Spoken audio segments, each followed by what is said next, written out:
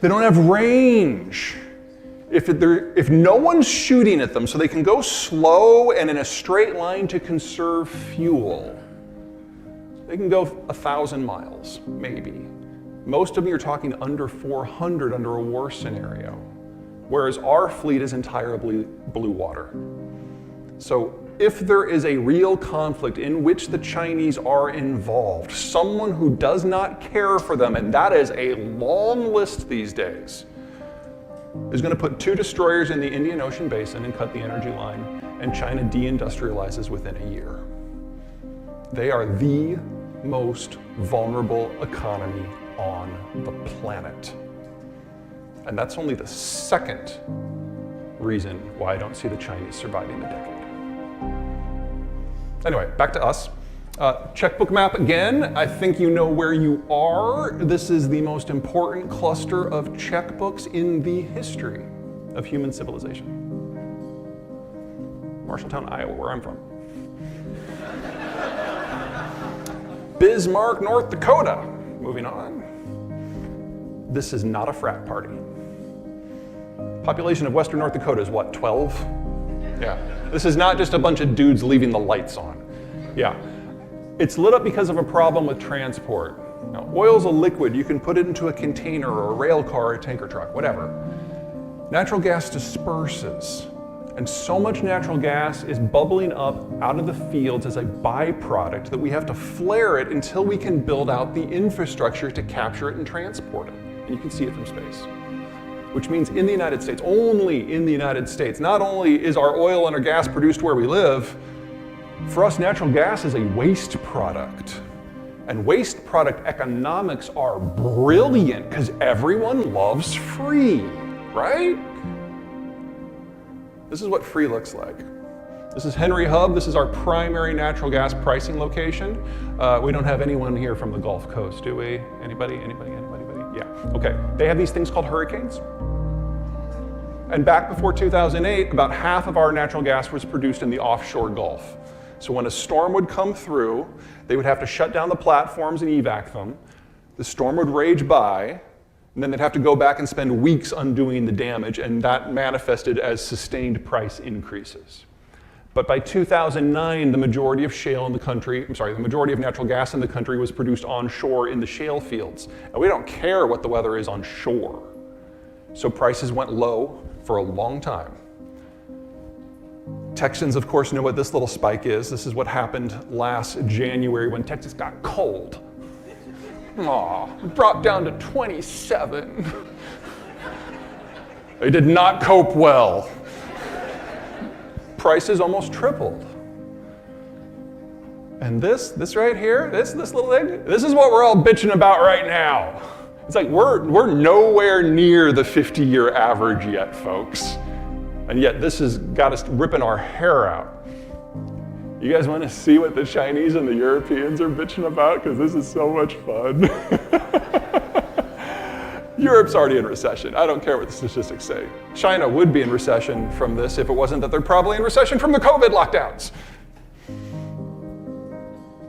3 years minimum for this to be fixed, assuming the Ukraine war stops tomorrow. We are looking at not a recession, we are looking at an energy-induced depression that is affecting multiple continents, probably already. But not here. This is a good problem. This gives us a competitive advantage in everything. Could we do better? Oh yeah. Could government policy be more on point? Yes. But the baseline that we're working from is pretty good here. All right. Oh God, I hate this graphic. This is the graphic that gives me nightmares. The deep blue, the deep green, those are the world's major producers and exporters of grain and soy-based calories. Everyone else on the map is a net import. Countries that are in orange and red import at least half of the calories they consume. In a world where the fertilizer system breaks down, we've lost potash because of the Russians, we've lost phosphate because of the Chinese, and because of the natural gas price increases, a lot of Europeans have already stopped producing nitrogen. Here are the places, look, 40% reduction in their ability to grow the crop in the first place. This is famine. We will have it again in the fourth quarter of this year. We already know in the United States that a lot of farmers have crop switched away from corn and soy into things like hay that are less input intensive.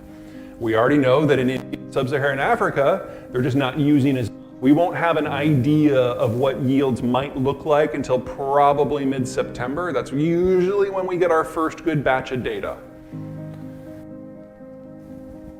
It's not enough. We will easily be having 500,000 to 1 billion people this year suffering from malnutrition by year's end. And there's not a single thing going on in the world right now that suggests to me that any of the fertilizer interruptions are going to be solved this year or next year. In fact, I anticipate them all to get significantly worse. A year problem.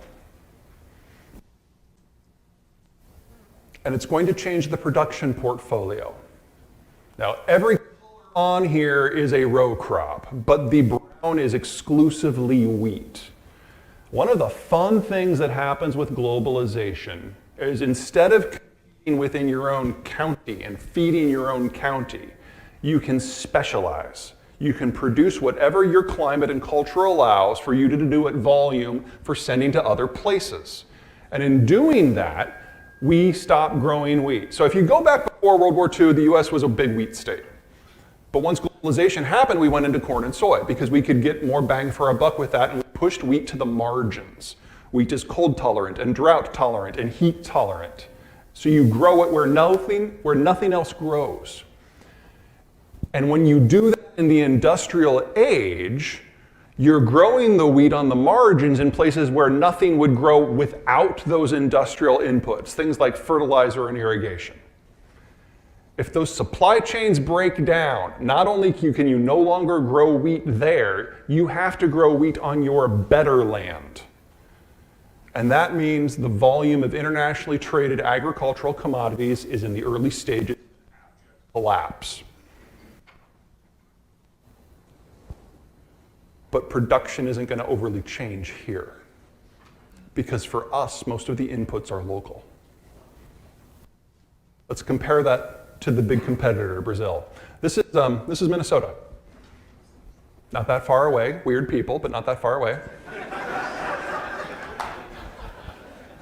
Winter triggers a soil recharge cycle, aka free fertilizer. The Midwest, for the most part, is prairie soils. Soil being the right word. This is the Brazilian Cerrado. It's tropical savanna. And the way you grow crops in a tropical savanna is you wait for it to rain, you break out your bulldozer, you chain up a tree, you pull it out by the roots, and then you poison the soil for 3 to 20 years until you get rid of the excess acidity. You then are left with something with the consistency and the nutrient profile of beach sand. You can't grow stuff in sand unless you fertilizer the hell out of it. In terms of inputs per calorie produced, Brazil is the second least efficient producer in the world. But in a world of globalized agriculture and globalized inputs, this is a minor detail.